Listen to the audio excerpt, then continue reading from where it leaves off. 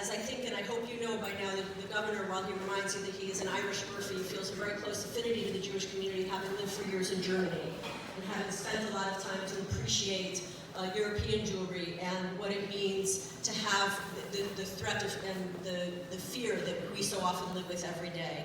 So he takes this work incredibly seriously, and there isn't a day goes by that we're not talking about what we can do to make sure that the Jewish community here in New Jersey is safe and welcome. For me, it's also very personal. When my grandparents, when I used to talk to them about leaving Laukova in the 1920s, and I would ask my grandmother why she came when they did, she would say because they no longer felt they could live safely in the town that they grew up in, that was their home.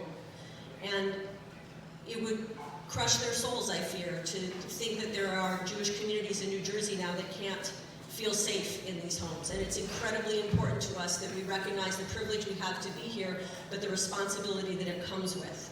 And because of that, I'm so grateful for my colleagues at Homeland Security, because they really do this incredible job at not just addressing a crisis or a risk when it arises, but working so hard to prevent crises and tragedies from happening.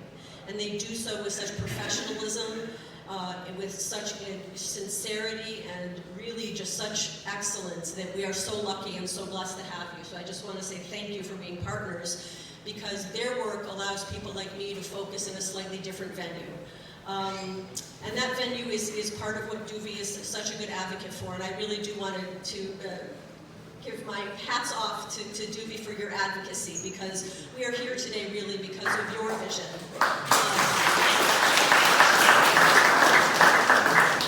Because Duvi is recognized that while we need to keep our shuls and our yeshivas, our children, and our places of worship safe, we also need to keep our communities and our streets and our small businesses safe, because that's part of the fabric of our community.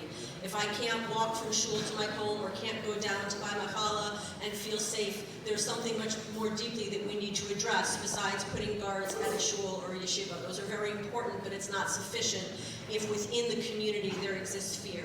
So Duvi's brought us together and insisted where we can do more, we find ways, and I will say that when you have advocates like that in Trenton, you all are in very good hands.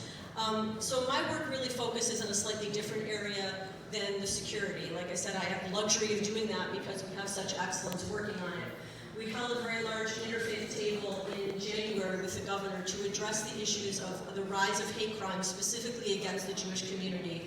And for every time we sit and we talk about what we need to do to make your, and I'll say this in the technical term, targets safe, we also want to commit equal time to getting to the underlying causes of this hate and these crimes that are committed, these bias incidents and these horrific tragedies. We want to work to address those underlying causes through education, through building strong community fabric, through making sure, as the governor says when he fights for a fairer and stronger New Jersey, that we set a table where everybody is welcome and we address the needs of everybody's specific communities in this wonderfully diverse state.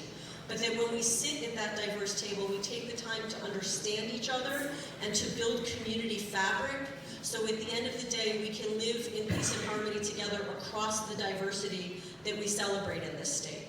So I really am committed to doing that work, along with supporting anything that Homeland Security ever needs from the governor's office, to make sure that we are having the discussions of how we raise our families and our communities in a place where we can feel safe, while at the same time we're making sure that we are safe through proper security protocols.